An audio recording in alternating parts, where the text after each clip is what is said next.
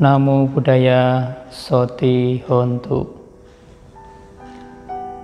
Bapak Ibu, saudara-saudari sekalian, kembali lagi bersama saya di Secercah Dhamma. Pada kesempatan kali hari ini akan membahas tentang apa itu metta. Metta biasanya kita kenal dalam kehidupan sehari-hari yang biasa diartikan cinta kasih. Bisa juga kehangatan, kelembutan, atau bisa juga pengharapan baik terhadap makhluk lain. Tentunya metta ini sangat penting untuk dimunculkan, dikembangkan sebagai kebiasaan. Karena metta merupakan perilaku luhur yang bisa melahirkan perilaku-perilaku yang baik, mengasihi sesama makhluk. Tidak hanya kepada manusia tetapi juga kepada semua makhluk. Contoh yang mendekati yang biasa sering digunakan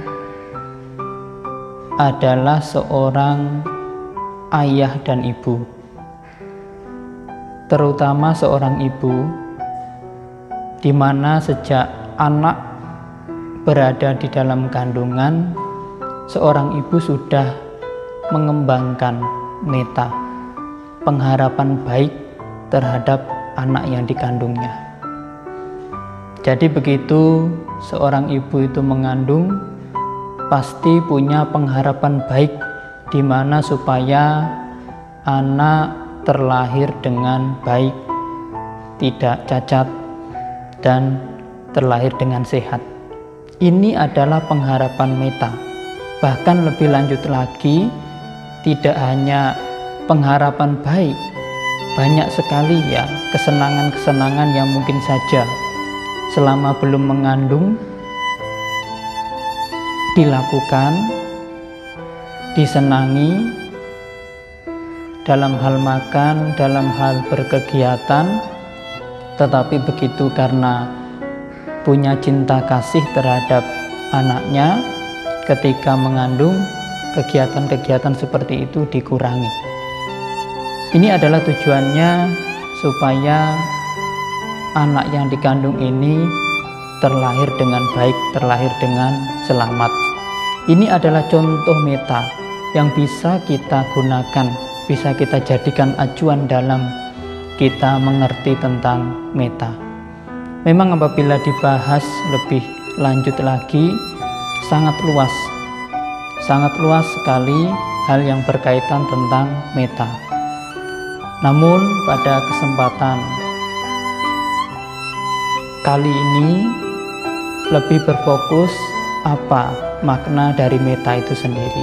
Metta, sekali lagi saya ulangi, adalah pengharapan baik untuk diri sendiri dan juga untuk makhluk lain.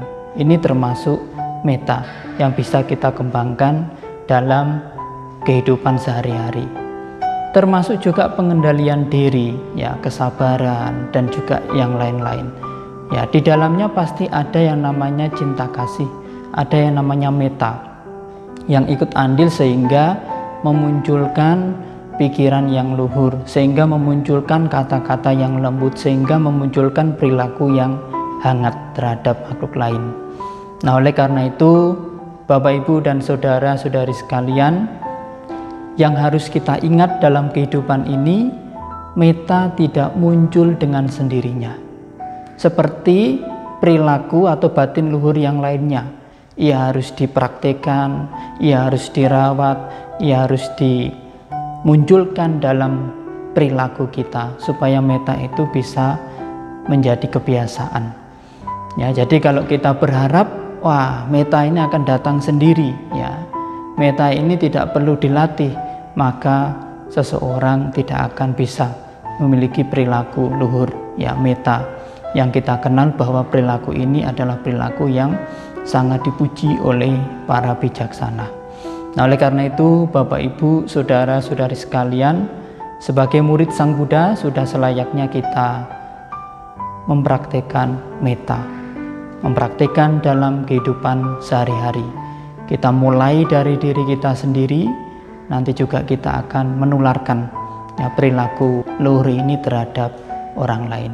Siapapun ya di dunia ini, terutama manusia, ketika melihat seseorang punya perilaku yang luhur, ya cinta kasih, punya meta, maka ia akan dipuji, ia akan disenangi oleh orang lain, ia akan mudah untuk berteman, ia akan mudah untuk ya melakukan hubungan-hubungan sosial lainnya.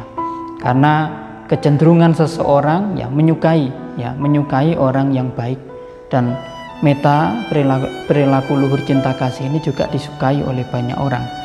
Bagi orang yang tidak menyukai, ya tentunya ia punya perilaku yang tidak luhur. Ya artinya lawan kata dari meta ya punya kebencian dalam hidupnya. Nah, oleh karena itu Bapak Ibu dan saudara-saudari sekalian, dalam hidup ini jangan lupa kita juga harus sering-sering punya pengharapan baik terhadap orang lain. Tidak hanya berhenti di pengharapan, juga bisa ya menyalurkan melalui kata-kata yang lembut, perilaku yang hangat terhadap makhluk lain.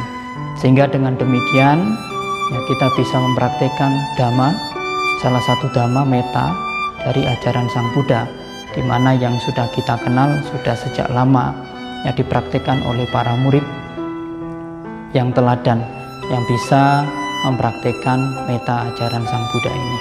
Semoga dengan pesan singkat ini, dimanapun kita berada, bisa mempraktikkan meta, bisa mengembangkan meta, bisa memunculkan meta itu di dalam diri kita, sehingga menjadi kebiasaan dalam kehidupan sehari-hari. Semoga semua makhluk hidup berbahagia.